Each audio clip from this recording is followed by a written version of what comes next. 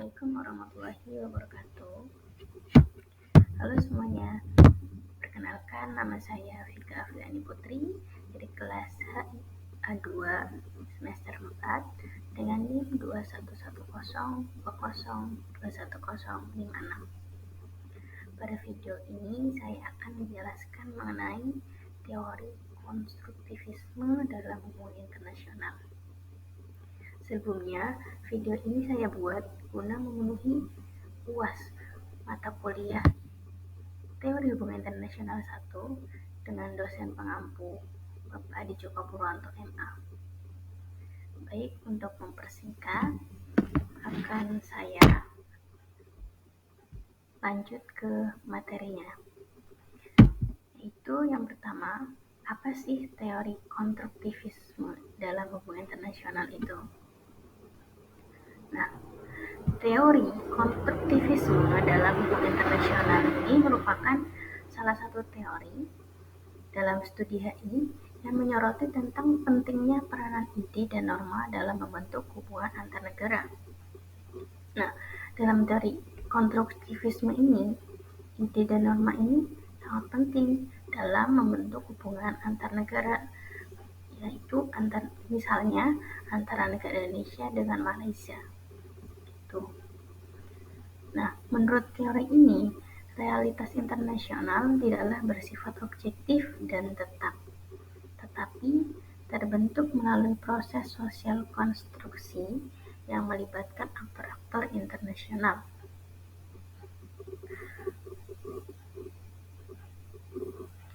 Kemudian, bagaimana sih konsep dari konstruktivisme ini? Nah, dalam konsepnya, teori konstruktivisme ini menekankan bahwa identitas dan kepentingan negara tidaklah tetap, melainkan dapat berubah seiring dengan interaksi dan proses pembelajaran dengan aktor-aktor lainnya. Selain itu, teori ini juga menyoroti pentingnya peran norma dan nilai-nilai dalam membentuk tindakan dan kebijakan negara, sehingga dapat mempengaruhi dinamika hubungan internasional secara keseluruhan.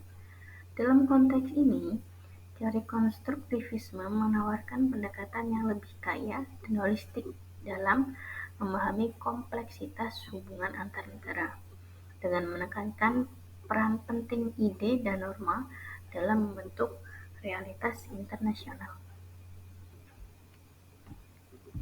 Kemudian selanjutnya ada tokoh konstruktivisme. Nah, dalam aliran konstruktivisme ini ada beberapa tokoh yang sangat menonjol. Di antaranya yang pertama yakni Alexander Wayne. Beliau ini sangat menonjol dalam teori konstruktivisme ini.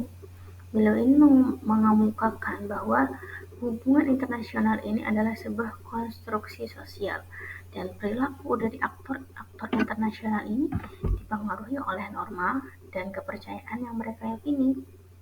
Kemudian, Alexander juga menekankan bahwasanya keadaan anarki dalam sistem internasional ini tidak hanya ditentukan dengan kekuatan material, namun diikuti dengan interaksi sosial antara aktor-aktor internasional. Nah, aktor-aktor internasional itu siapa saja sih? Aktor-aktor internasional ini seperti negara, kemudian ada MNC, organisasi internasional, dan lainnya. PBB itu juga termasuk dalam aktor-aktor internasional. Kemudian yang kedua ada Nicholas Onuf. Nah, Nicholas Onuf ini merupakan salah satu pendiri dari teori konstruktivisme dalam hubungan internasional. Menurut beliau, perilaku aktor internasional ini dipengaruhi oleh konstruksi yang dibuat oleh aktor-aktor tersebut, seperti halnya konstruksi identitas, kepentingan, dan kategori sosial. Nah, Nicholas Onuf ini mengembangkan konsep world making yang menekankan bahwa aktor-aktor internasional dapat menciptakan dunia internasional yang baru melalui interaksi sosial dan konstruksi makna.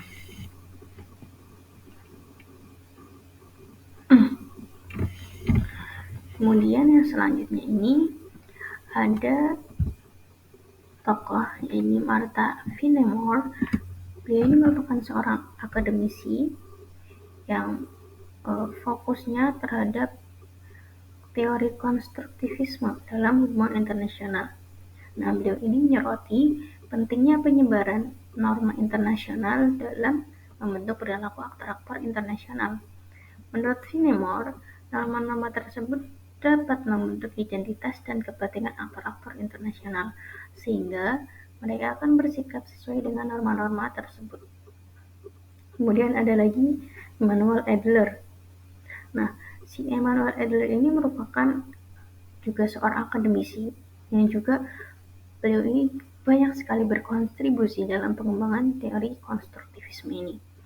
Nah, si Emanuel Adler ini menyoroti pentingnya peran ide dan makna dalam hubungan internasional, serta menekankan bahwa konflik dan kerjasama dalam hubungan internasional tidak hanya ditentukan oleh kepentingan material, tetapi juga oleh norma-norma identitas dan konstruksi makna. Kemudian ada lagi tokoh satu lagi, ini Jeffrey Jekyll.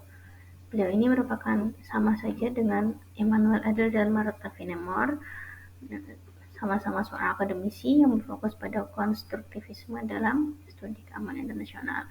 Bedanya Jeffrey Jekyll ini berfokus pada studi keamanan internasional, sedangkan Emanuel Adler ini banyak berkontribusi dalam pengembangan teori konstruktivisme.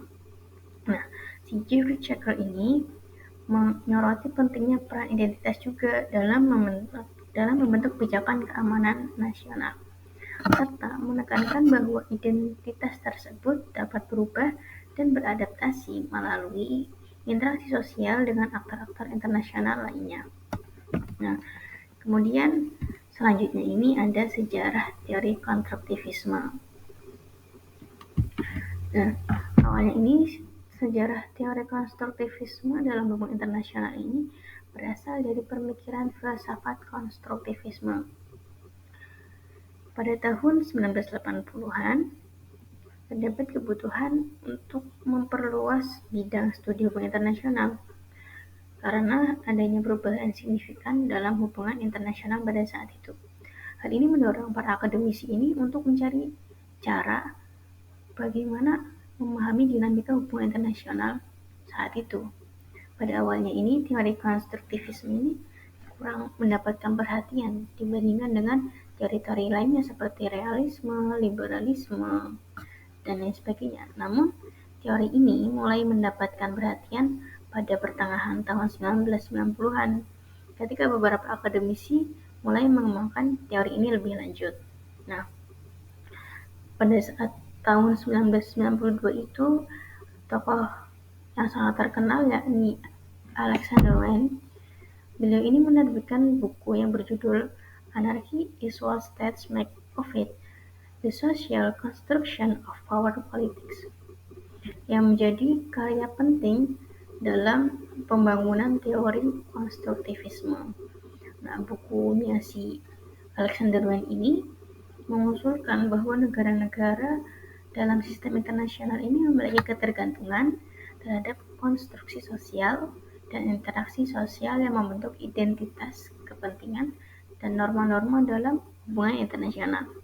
Nah, sejak saat itulah teori konstruktivisme ini semakin berkembang dan menjadi salah satu teori penting dalam bidang hubungan internasional. Para akademisi mulai menerapkan konsep-konsep teori seperti konstruktivisme dalam berbagai bidang studi, seperti dalam keamanan internasional, integrasi regional, dan diplomasi. Dalam kesimpulannya ini, teori konstruktivisme telah mengalami perkembangan yang signifikan sejak diperkenalkan pada tahun 1980-an. Teori ini membantu kita memperluas pemahaman kita mengenai dinamika hubungan internasional dan memberikan kontribusi yang berharga dalam bidang studi hubungan internasional.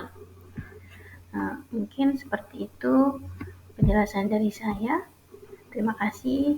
Kurang lebihnya mohon maaf apabila tutur kata saya atau perilaku saya yang kurang mengenakan. Sekian, wassalamualaikum warahmatullahi wabarakatuh.